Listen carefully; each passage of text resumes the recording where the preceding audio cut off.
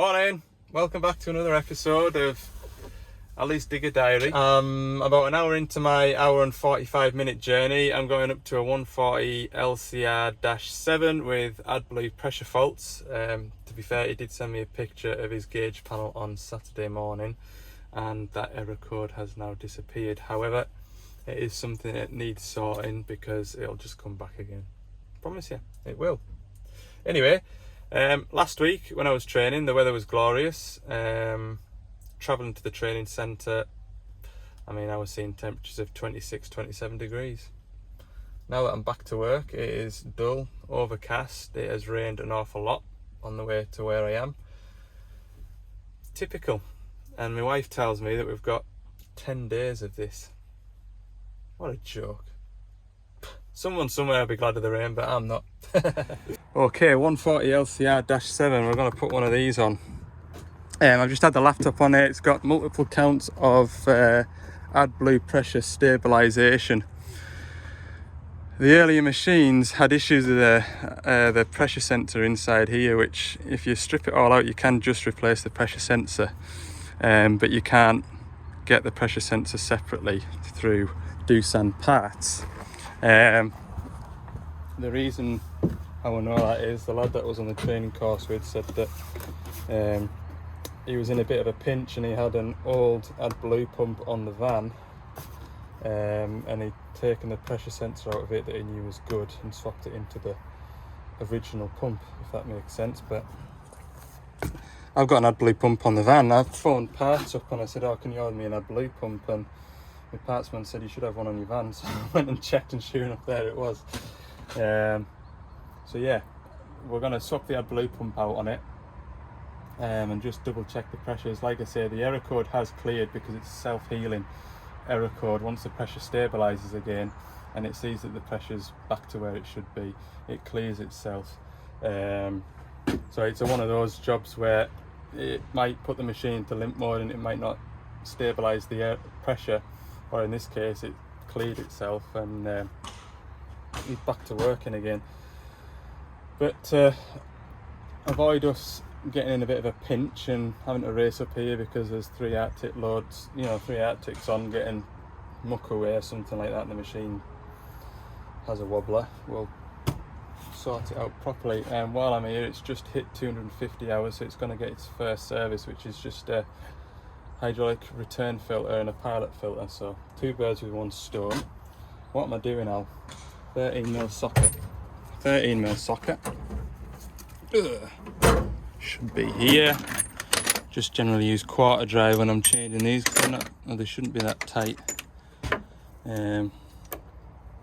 Yeah, and it's not raining at the moment. I don't think they've had that much rain here. There's still a bit of dust about, which is good. So yeah, the adblue pump's here, right above the adblue tank. I'll just replace this. So this isn't a Perkins adblue system. This is a, what do they call it, Bosch system, isn't it? It's got one of these Bosch pumps on, and I've seen these pumps on class tractors. I would imagine, pretty sure New Holland have the same adblue pump as well. So it's just this unit here. It is just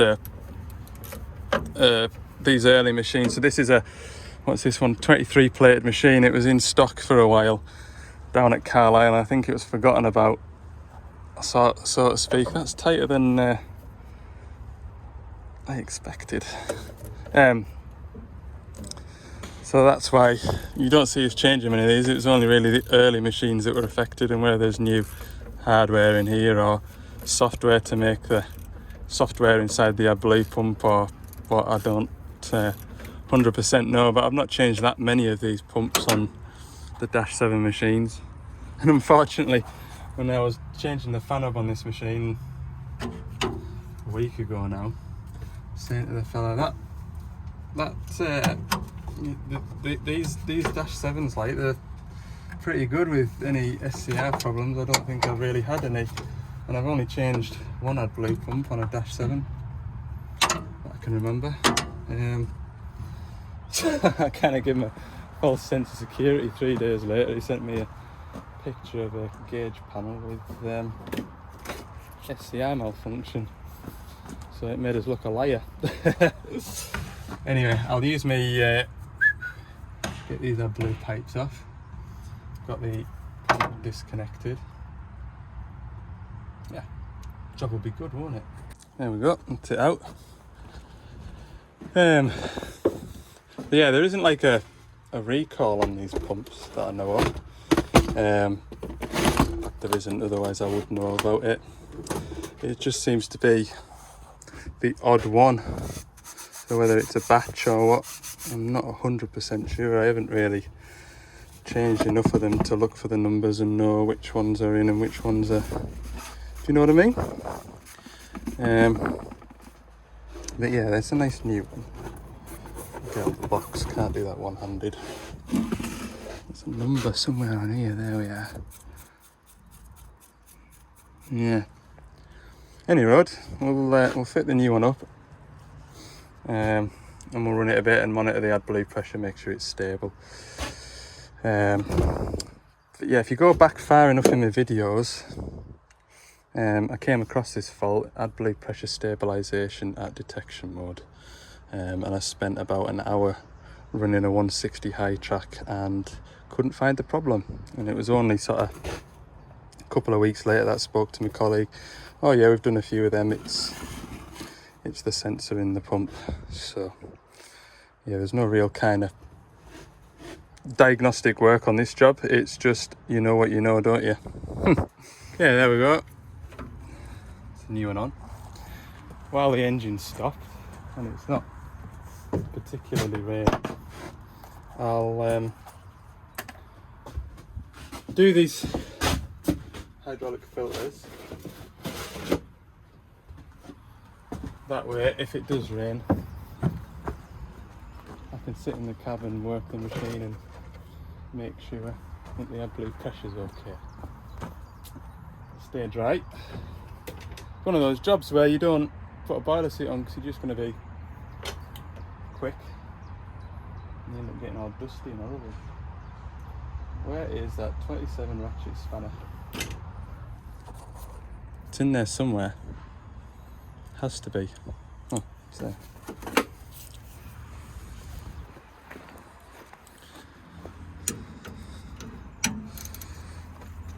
Oh, no, it's not that tight. I was just about to say this will be tight for the first change, but it isn't. It isn't too bad anyway. Yeah, after training a couple of nights last week, I did a few little jobs just to try and keep the ball rolling. One of the jobs was on that 210 that the fella struggles to get time to lay the machine down during the week, so I've been getting it while it's been parked up on an evening. It's worked out quite nicely, but I just thought I had enough content and whatnot sort of sorted out to cover me time off, so to speak. So yeah, I was out a couple of evenings last week doing an aircon job, and what was the other job? Dipper arm lock valve. It's quite nice to be out on an evening, summer's evening, nobody phoning you and bothering you, and yeah, nice quiet site. Where do I put the pilot filter? Return filter's there. Pilot filter. Yeah, that's what these boxes are down here. There's only one of those that I needed. They give us lock valves for the boom as well, but the boom wasn't dropping. Right. Pilot filter. I also got out to that 160 high track that we diagnosed an EPOS failure, and that all went as planned. Plugged the new EPOS in on the way back from training, and everything was tickety-boo there, so I got a couple of little bits and bats done. I probably should have filmed that one because it would have kind of like followed up the mystery as to whether or not I diagnosed it correctly. But yeah, that went well. Yeah, I did have a bit, I did get some jobs done in the sunshine, but I was still in a classroom during the day. Right, that's all the real work done. The rest is all laptop related. So, yeah, we'll get it fired up, I think. Turn the ignition on first. Yeah, it wouldn't have done any harm leaving them two filters till 500 hours and done a full first service, if that makes sense. But if you look at the service schedule, show you, you might as well see it. This is what I work off.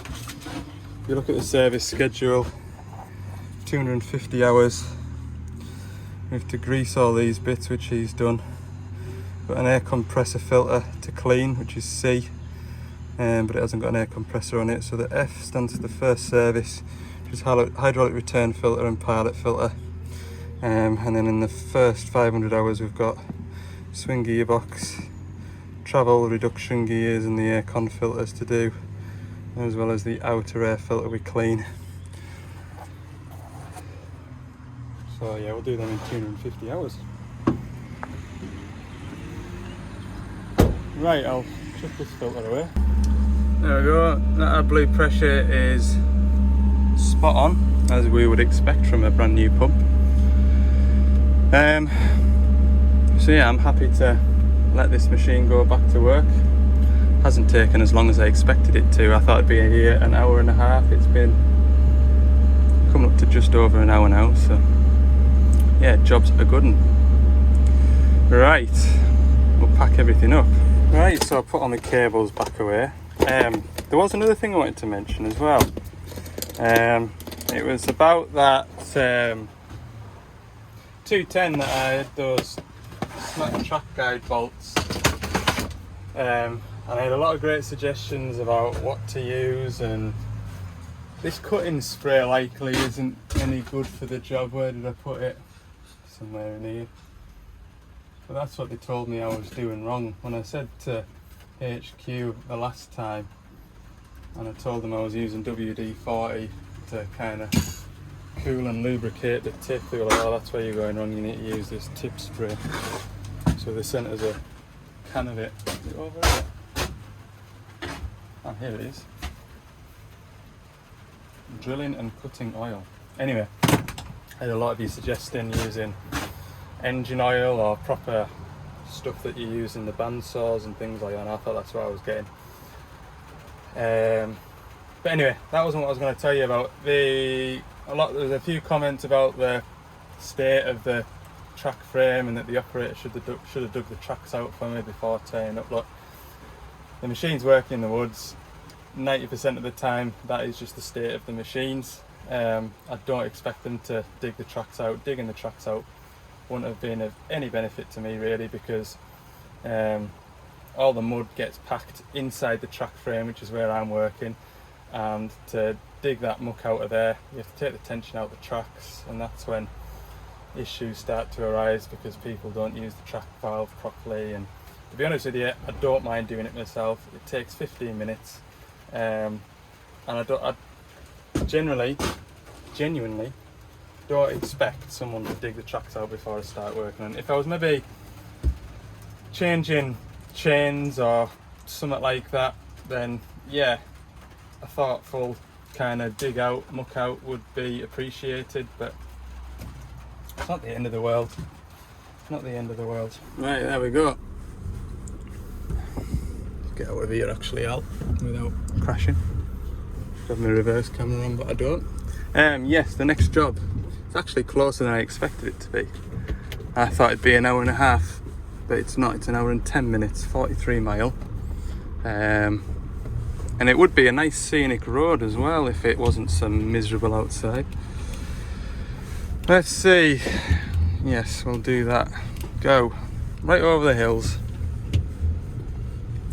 And we are off. Okay, we're heading up into the forestry now. So I'll give you the story with this. It's a DA30 dump truck.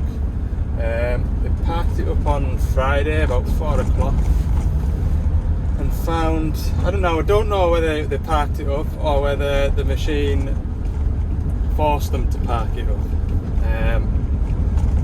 They reported that the transmission oil was high and overflowing, and that it was in some sort of a limp mode.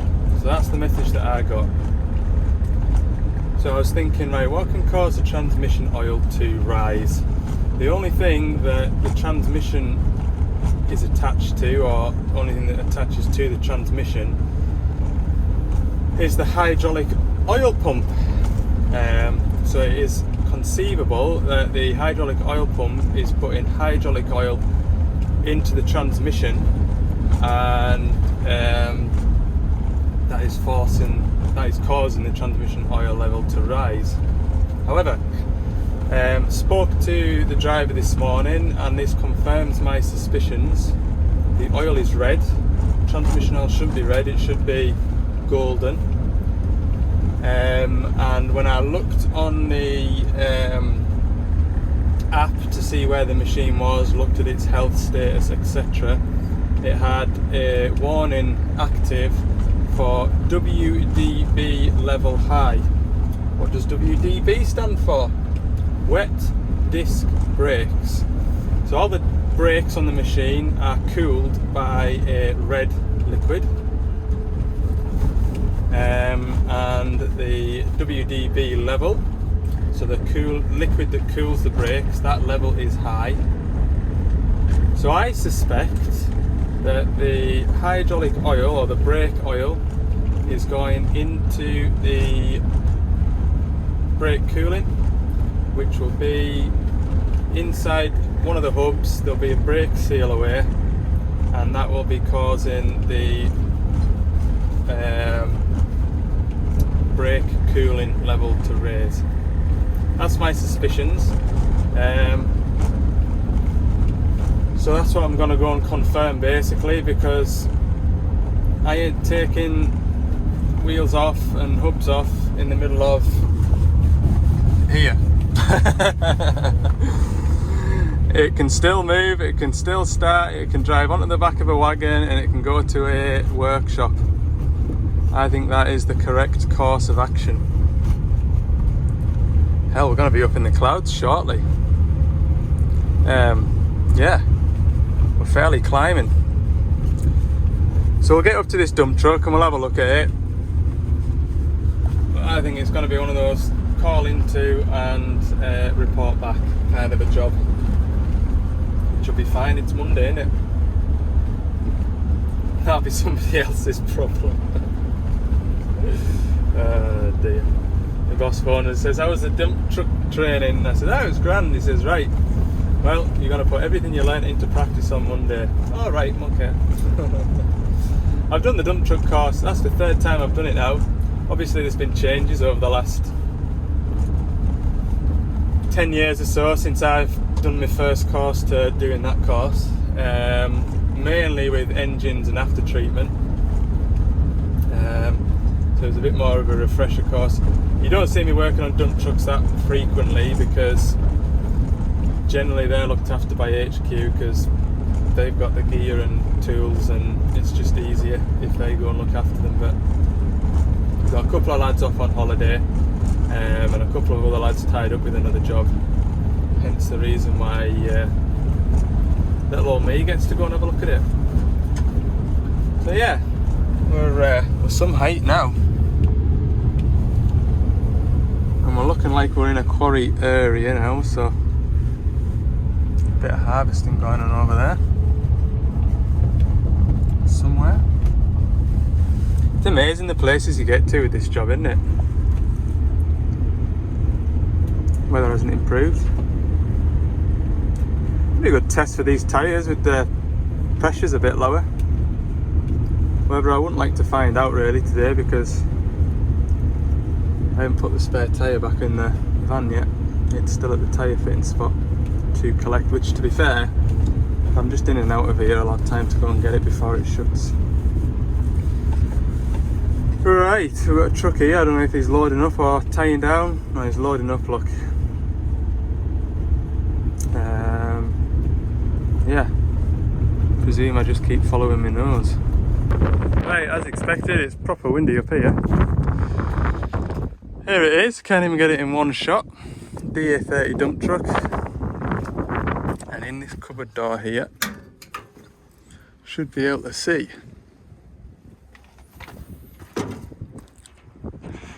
We've got hydraulic oil level, which is this one. And then this red one here, the brake cooling fluid, which is way up there. So that ain't good, that isn't correct, we shouldn't see that. That should be, well, it's cold at the minute, so we only want it halfway up this gauge here. So we'll go upstairs and have a look, see what sort of a mess it's been making. Yeah, so it's coming up out the breather for the tank here. You can see it's all puddled there. Basically, I think about here, it'll be split in half. There's not that much fluid. It's not like tons and tons, but it's just a division of this tank here. The bulk of it is obviously the hydraulic oil tank. That's the filler point for the brake fluid. That's the level sensor for it, and that's the level sensor for the hydraulic oil. Transmission level, emergency lowering. If you ever need to lower the skip in an emergency, we just turn that tap. Various pressure ports here, pressure testing for hydraulic up, hydraulic down, transmission. Oh, I tell you what, I've learnt tons. Like, is the transmission oil level, which, as you can see, the dipstick is absolutely massive because it goes away, down, through a pipe into the centre of the machine where the transmission is. The transmission's probably about underneath that seat there. So yeah, you can see here, that one there is the brake oil. So it's confirmed my suspicions.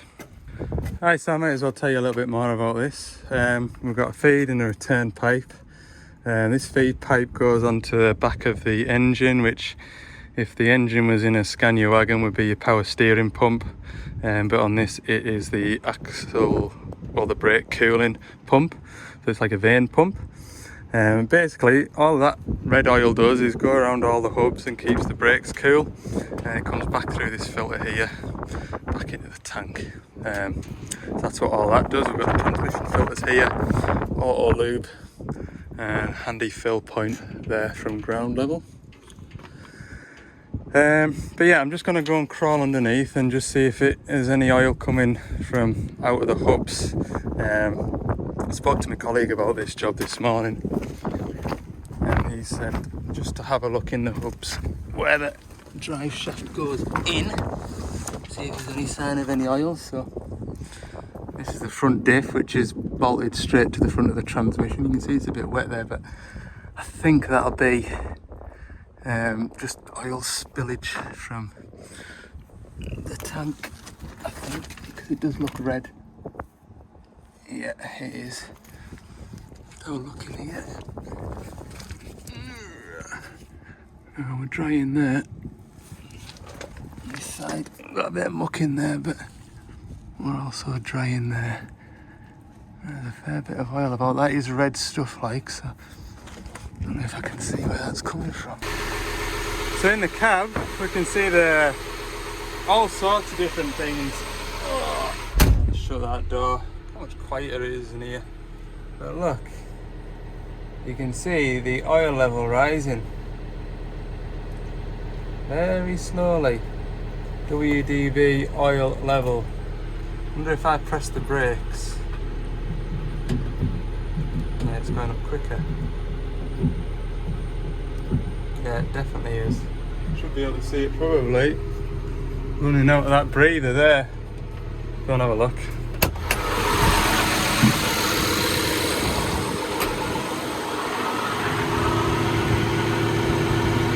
Maybe not yet.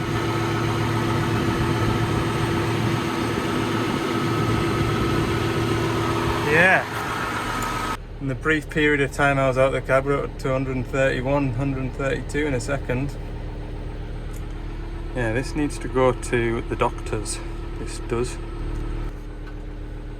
If I press the brakes, you can see the front brake pressure is dropping compared to the rear, is it? Maybe not. Doesn't feel like a hard pedal though, you know. For anyone that doesn't know, if you see a red flashing light in the interior light, that is warning you that there's an error with the machine, which is obviously wet disc brake oil level high. Right, let me just pump the brakes and see if I can decide which where the leakage is. Right, I think I'm gonna knock it off. It does smell like hydraulic oil, that. Okay, so this is the pump that circulates the oil, which is down there. The cooling happens over here. It is this section here of the radiator, which is here. So it's not water cooled, it's air cooled, and they're all individual sections, so we can rule out oil getting into, or oil mixing with other oil at the cooling side, and vice versa, engine oil going into there because it's not discolouring the oil, it's keeping it red. I would imagine if it's engine oil getting into there, it'd be turning black surely. Yeah, you can see it now. God, it's proper going for it. What a mess. Breather's not blocked anyway, is it? You can try to come up out of here. Hell. Right, one's put on a wagon, look. Bleeding bad. So the only two oils that could be mixing with that is the hub oil, but that isn't really pressurised, or more likely the oil that puts the brakes on, which is hydraulic oil. So yeah, if I've got a hub that's, yeah, I don't think I'd prove anything by taking one of these bungs out. Braking happens on that wheel, that wheel, that wheel and that wheel. Not strictly speaking the back wheel, because these tandems are mechanically connected. So if you brake on that wheel, it's also going to brake on that wheel. So there's only a pack of brakes on the front hubs in here, where we have cooling going to it on both sides. So yeah, that is that. Okay, so we'll head back through to Carlisle. Got a couple of diggers to service. It's been on my list of jobs to do for about 4 or 5 weeks now. I've just phoned the fella and said I've not forgotten about you, and I can come tomorrow, and he just says, aye, crack on, just do it tomorrow, get it done. So that's tomorrow's work organised. I need to empty out back of the van though, because I've got a full load of filters in that bin that need chucking away. Something else I was going to do when I get back through the car. Oh, I'll go and pick up my tyre. I should definitely do that, because imagine being stuck somewhere like this and trying to tell a tyre fitter whereabouts you are. It's hellish. Looks like he's going to try and brighten up, look. Should have turned up an hour later. Anyway, we'll get back through to Carlisle. There we go. Spare tyre picked up. I can't remember how much I've told you about these tyres now. You'll be sick of hearing me twining on about them, but they've just put a budget tyre on the spare, and then we'll go from there. He took us into the back there and showed us the general grabbers, which are now commercial spec, which will go straight onto this van, he says. And he was saying that a lot of the wind farm guys use them, and I think Rickaby's are trying a set on their vans as well, or trying them on one van. So yeah, I think the goal is just try and get wear out of these tyres that I've got on the van, and then maybe give them a go. They're cheaper as well, so well, that's a good thing or a bad thing. But and what I don't know what they'll ride like as well, because you couldn't, you know, do a solid, like, what did you say, 10 ply? You're not going to get punctures with them, are you? But anyway, we'll see. Right, I'll round the video up at that for today. Short little video probably. Although I feel like I've done a lot of talking as well, so maybe not. Sorry about that if you haven't enjoyed it. But if you have, let me know by clicking the like button. Let's see how many likes we can get on this video. I'd really appreciate that, because it might do something with the algorithm, and I might rocket to 10,000 subscribers. That is still the goal. So thanks for watching, and we'll see you in the next one.